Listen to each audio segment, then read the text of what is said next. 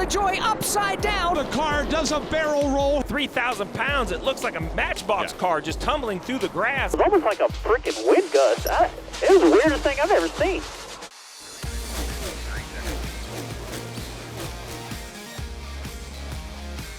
Welcome into a new episode of NASCAR Inside the Race presented by Consumer Cellular. I'm Larry McReynolds. He is Championship Crew Chief Todd Gordon. Todd, it took us 2 days up in Michigan, but the racing did not let us down. 26 lead changes among 16 drivers, but to me the big storyline headed into this weekend, Ford had won 9 consecutive races there, but it was not about the Fords yesterday, it was about a Toyota. No, it wasn't. It was a couple Toyotas that were really strong, but Tyler Reddick, you talked about it, had a little bit of racing on Sunday, racing against the rain, seeing where that played out. Actually, I thought for the race, it played out well because then all the strategy pieces came from the end of stage one, which is really where we stopped. We saw a great race yesterday on Monday of just rolling forward, strategy calls. We saw people have to recover. We saw a lot of cars, and Tyler Reddick being one of them. I think when he started out Monday, he wasn't going the right way, but by the end of the race, he was definitely in the right spot. Yeah, he started the race in second, and they decided to give up stage points. They pitted under that first caution at lap 40, but yeah, they definitely had to work on that car, but they brought a lot of speed as they've been doing a lot with that 45 car. They have been, I feel like, the strongest car in the whole summer swing. Why don't we take a look at his day, some of the things that went on. Let's back up to the start of Monday. He had a little bit of a rough going here. Lost a lot of spots, really tried to wrap the bottom here. I think he was fighting loose at this point, couldn't get throttled down off the corner, and it really shows in these long straightaways. Yeah, I think a couple of things went on here, Todd. One, to your point, this car, we had even heard it on the radio that he was loose, free, but the inside line just did not prevail on that restart, as we saw most of the weekend. And I think those two things right there is what just sent him straight to the back. Yeah, he lost a lot of positions here. Really questioned what his day was going to be like at this point. Billy Scott, his crew chief, did a great job working their way through the day, but really got himself in a hole here that they had to dig back out of. And you look at their day on pit road, it was a little rough for several reasons. They made 4 stops. They had some mistakes throughout the race, so pit road was not that kind to them either. Well, let's take a look at their lap position graph here, and I guess I just want to go back through this. You see this drop. This is the drop we just indicated here. Really dropped himself back to 19th, and really they had a couple opportunities. Slow stops. You and I went back to look to see what this stop they had at 85 under green. Going to be waiting on fuel a little bit. Made a chassis adjustment on the car. I think that started to help their day go forward. In the second stop, if you look at this one here, under caution, this was a slow stop. I went back and rewatched this stop. Really, I thought that they would have done more mechanical adjustments. I feel like Billy Scott got it done in that 85 pit stop. Just a slow stop. Right rear didn't get tight, had to come back with a jack and work it forward. But that really set him back and put him in a position. They got lucky by being set back. This is one of the wrecks that happened with Kyle Larson spinning out, but he's in a position rolling the top here, gets loose. Let's roll that back, but you see this little wiggle here. I think this worked to his benefit. Got loose, jumped out there. Here's the 38 car. Todd Gilliland. Yeah, he's in the secondary part of this wreck as you go forward and play from here. And you're watching the cars drive away from Tyler at this point because he got loose and had to check up. Creates all this separation here that when you go through this, he comes to pit road and has an opportunity away from this. If he doesn't get loose, he's probably right in the middle of it. I guess it's one of those cases, Todd, when it's your day, it's your day. It is. In a situation, you really watch the cars that he was driving. If you go back here and stop, this is in the wreck. Yes. So it just got fortunate. Situation worked out for him and drove forward from there. You see him get loose there, and how many drivers did we see, like Hamlin, like Kyle Larson, just absolutely spin out Martin on their Truex own? Jr. later. Yeah, and we were talking to Travis Peterson, crew chief for Micah McDowell, and he kind of confirmed what you and I had heard. I think there were a lot of people walking the fine line at this fast 2-mile racetrack between bringing a car that had downforce or had low drag, because there's no free lunch. You almost can't have both, and it's like a lot of people had their cars trimmed out. And a lot of people talked about, where the wind was. There was a 15, 20 mile an hour wind yesterday and blowing down the back straightaway, but in the middle of 3 and 4, kind of got the wall protecting you from it, exposed you to it. Little changes. But to your point, really good race car drivers spinning out on their own. Well, as we get later on in the race, and they definitely made this 45 car better, let's go where he made that pass, which would have ended up being, once the green flag cycled through, that would be for the win. It was about 8th place at that time, but it was the leader of the cycle, just running down the 8 car, who I thought had a great strategy. They came at 138. They came and took 2 tires, which shortened their stop, got them out front, but they didn't have the pace to keep up with this 45. Yeah, I think it's a case of 2 tires versus 4 fresh tires, but a case of that 45 car just at this point being the class of the field. He was, and I think once they got that thing tightened up, I think he was best car. I think the best car won. With less than 10 to go, he's got over a 2-second lead, but we should have known old Mother Overtime was flirting. Yes, she was. And when you look at it, all day long, I think if you look at the statistics, the outside is the dominant lane here. Just how it rolls through the corners, and we saw it. When Tyler was on the bottom, that's where he was backing up. So Tyler picks the top. First, this is lap 199, the first of the overtime restarts. Tyler on the top, and William Byron on the bottom. The bottom ended up prevailing here. It's impressive. Yeah, I mean, look at the energy that the bottom line is going to get there. I mean, those 3 cars, Byron, Keselowski, and Blaney, almost Bowman, they are connected. And look at this last little shove that Keselowski gives Byron down into turn 1, and he's going to be able to clear Reddick right there. And the one thing I want to go back and show you here is really the piece that I felt like was important to this. How kind of soft Blaney gets to Brad Keselowski here, because he doesn't bounce him. He just, as he comes forward, he just engages. And these 3 cars, Brad's in a really tough position. Yes. Because when we see this like tandem drafting, we couldn't do 3. Brad's kind of in the middle of pushing, but Blaney did a really good job of keeping that momentum to Brad, and that transferred forward, got William Byron out.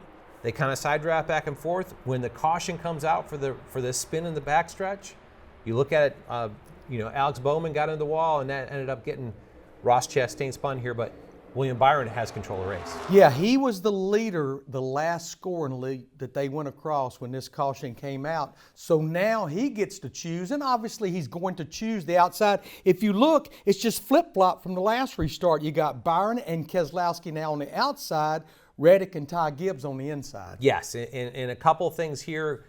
Really thought that, there was a lot of conversation on the 24 radio about they didn't know if they had enough gas to make it, which I think drove Ty Gibbs to go to the bottom. There was a debate, even on Reddick's part, about whether to go to the bottom or go to the top, but I think obviously Billy Scott said, you know what, this 24 car might run out of fuel. Yes, so it's kind of what changed these up. The one change in this one, to me, Ryan Blaney has lost a lane, and he's not able to push on Brad as well as we watch this go forward. But you're going to see the same thing that you saw on the last restart.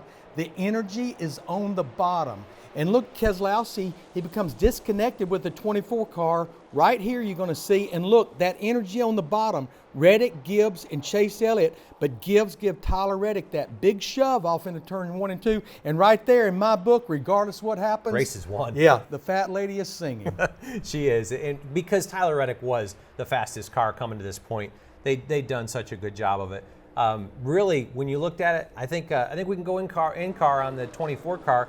Tyler makes one more move, I think, that puts himself in a good position. But to your point, I really feel like, Tyler did have the fastest car. Well, you and I were talking, if someone else, maybe other than William Byron, like a Logano or Denny Hamlin, somebody, Ross Chastain, I'm not sure the outcome is going to be the same. But remember, William Byron's sitting on 3 wins, so he's good in shape as far as the playoffs. Yeah, as we enter this corner, the draft on these back straightaways makes such a big deal, and you see this. Williams starts to make move to the bottom, and Tyler kind of comes down like he's going to shut it off, kind of fakes at it. I think broke Williams' momentum, and from that point, it just rolled forward. Tyler had great speed off this corner and really off into the sunset. Well, that was Tyler Reddick's day, but there was a driver that didn't have such a good day. Upside down, Corey LaJoie at lap 137. We'll come back. We'll take a look at that. Hey race fans, Corey LaJoie here. Join Ryan Flores and myself for Stacking Pennies each week. I'll break down my race and explain what happened right out of my windshield. Plus, we award the Dogs of the Week for the best pit crews and go in-depth on all the money stops, pit road mistakes, and penalties. And we've got a ton of guests. We have SVG stopping by. We had Ricky Stenhouse after he punched Kyle Busch in the face. We've had Bubba. We've had all sorts of guys in here in the Nonsense Garage, so you do not want to miss it. Check us out on Sirius XM Channel 90, YouTube, or wherever you find your podcasts. Each and every week, Stack of Pennies. That's what's up. Todd, to me, this was one of the better Michigan races that we have had in a long time. All the lead changes, all the racing throughout the field, but there was a very scary moment around lap 136, 137. Corey LaJoie in that 7 car getting upside down. We actually had Kyle Sieg get upside down in the Xfinity Series race on Saturday, but I think it just goes along with one of the fastest tracks on the schedule. And this is one of those things that when we talk about it and you look at it, NASCAR usually has that 200-mile-an-hour number that they try to keep themselves at or below, and we're teetering on. I think I saw 203, 204, 205 under the straightaways just with how you can draft with this car. Let's take a look at it. We've got the picture of this. This is Corey LaJoie actually coming off of turn 2, making a move on the 10 of Noah Gragson. Got quite the run, and there was a question. Did Noah in the 10 car, did he move down at all? There was one shot from turn 2 that looked down the back straightaway, and Noah Gragson did not move to the left whatsoever. Yeah, and you look at this, I think Corey, TV did a good job. I think these two were racing pretty hard the lap, a couple laps before.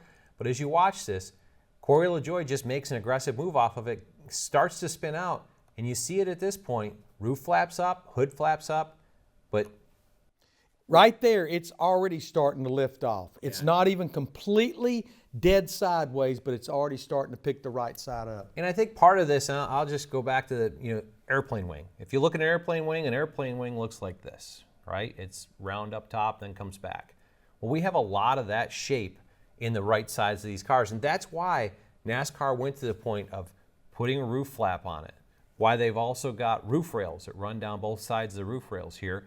And those are all to disturb the air and kind of create a higher pressure zone on top of the car. And then you have the rocker skirts. There's one on the right side and the left side. And then the big thing is the right side window. And remember, it's inset just a little bit. It's not flush. All of this is a package to try to keep the car on the ground.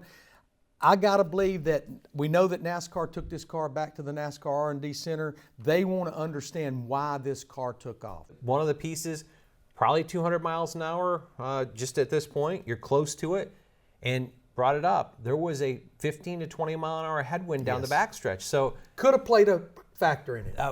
I'm a pilot, so I understand that. Ground speed is one thing, but airspeed's what makes all the aerodynamic pieces happen. So that 20 mile an hour headwind could make that 200 miles an hour, 220. And at that point, these cars do end up getting airborne. Todd, with this shot right here, though, and again, you have the degree, I don't. Do you see some things on the bottom side of this car that could contribute to why this thing got upside down so fast? Well, you brought it up, and I did this program with Travis Peterson last week and talked to him a little bit about it, just what could happen and what he sees there, and I agree with him completely. There's an area here that NASCAR has. This area right behind the right front tire, this little triangle, there's it's a pretty big opening. It's probably, I don't know, 3-4 inches tall. There's a cavity there, and it's to evacuate air. I'm not sure that when this car's sideways, that isn't getting this packing air into that area, creating high pressure. And then part of our aerodynamic pieces, there are these strakes. Yeah. We talked about roof rails on top to create high pressure zones.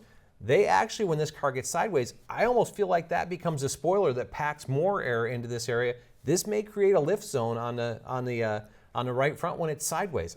I don't know that, but when you look at this, those are things that drive me forwards to say, where does this thing kind of get airborne? Because they're trying to disturb the air up top, but high pressure getting underneath the car, it'll get it airborne. Yeah, it could be as simple as a little skirt behind the front tire. It could be something as simple as maybe a little taller roof rail. But that's things that NASCAR is going to look into. Now let's roll it. And of course, the car gets upside down. And if you look, the whole back straightaway at Michigan on the inside is asphalt. It stays on its roof right here.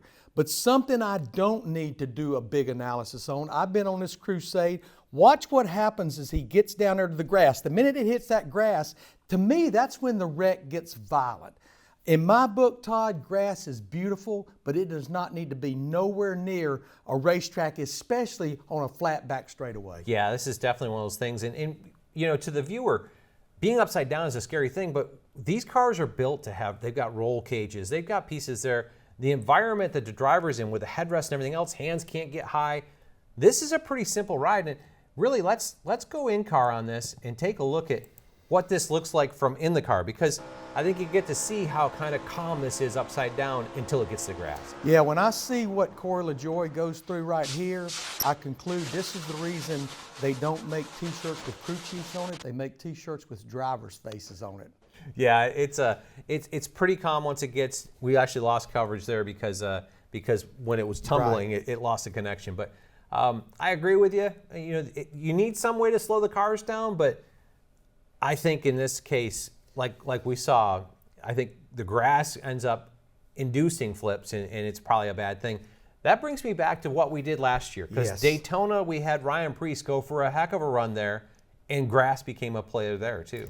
Yeah, it's almost like we're being reactive with the grass and not proactive. This is late in the Daytona race, roughly a year ago, and you can see all that grass. And look how violent that wreck is right there. But you look at the grass. He even landed in grass. Now, all of that, we go back there next week. There is no grass whatsoever back there. It's all been asphalted. They did a little bit before the Daytona 500, and they did the rest between the 500 and now. Yeah, and I commend them for making the changes to get this forward. Looked kind of like the grass got him airborne to start with after he's sideways here. Got a little push, but going across that grass, just that change of surface got him up, and then it digs in here and starts quite a barrel roll.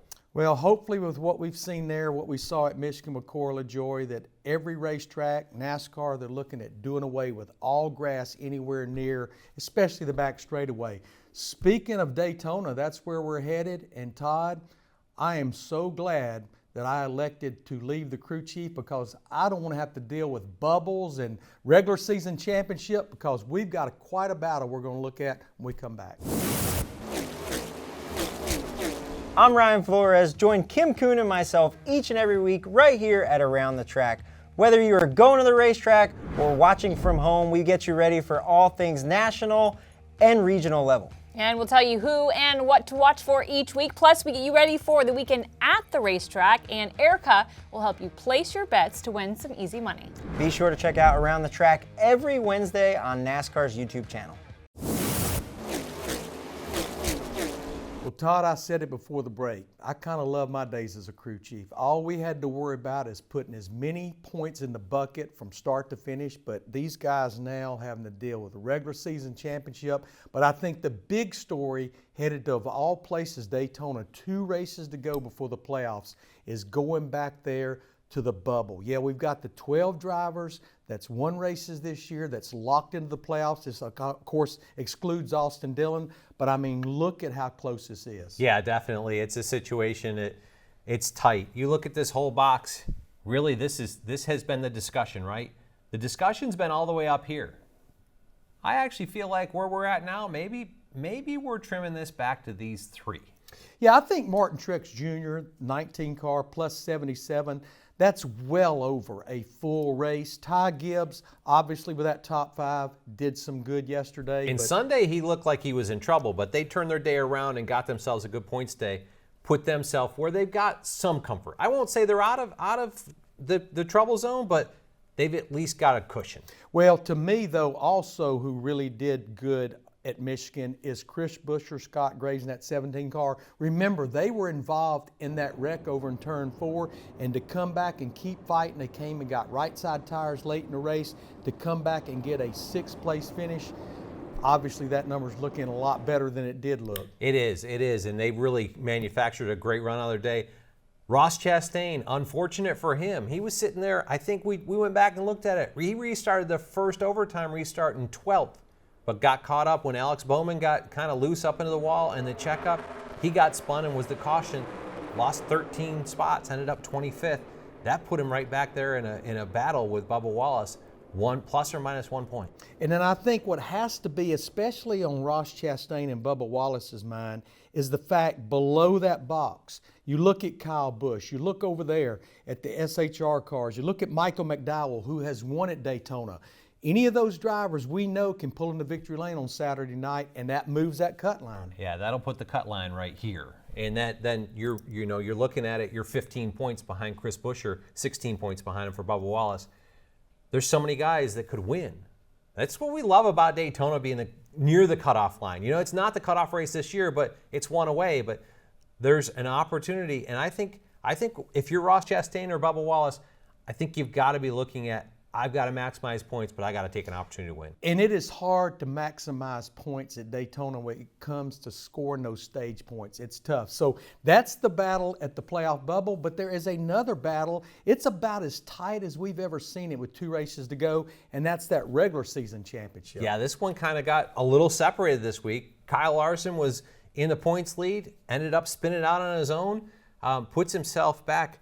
What is he here? 32 points behind Tyler Reddick at this point, but what a great battle amongst the top 4. Tyler Reddick, 7 consecutive top 10 finishes, including that win, and he has went from well below the regular season points lead to now leading it. But what's interesting about those 4 drivers from Michigan, Reddick, Elliott, Hamlin, and Larson, only Chase Elliott, who finished second in stage 1, he's the only one of those 4 that scored any stage points at Michigan. Even Reddick did not score any stage points. Yeah, it was a recovery day for Reddick. They were off to start with. They pitted, I think, on that lap 40 and gave up, where it was going to be there. But yes, not a lot of points gained amongst these 4. The 5 with their issues. The 11 had issues, kind of recovered a little bit, got themselves where they could stay in the group. Chase Elliott had a decent run going till it kind of got shuffled. I think they lost 10 or 15 spots there in the overtime restarts. It's a tight battle. But to your point, you said 7 top 10s, 7 top 6s. Yeah. It's like this 45 team is hitting on all cylinders right now, doing a great job. Yeah, so whether it's the regular season championship or whether it's the bubble, I think the picture will be a little clearer after Daytona, even though we still have the Southern 500 at Darlington. But what I like to say, Todd, tick-tock, tick-tock for all these drivers, especially the ones that are in a must-win situation. And it all comes to fruition this Saturday night, 7:30 p.m. Eastern Time on NBC. Can't wait to Daytona.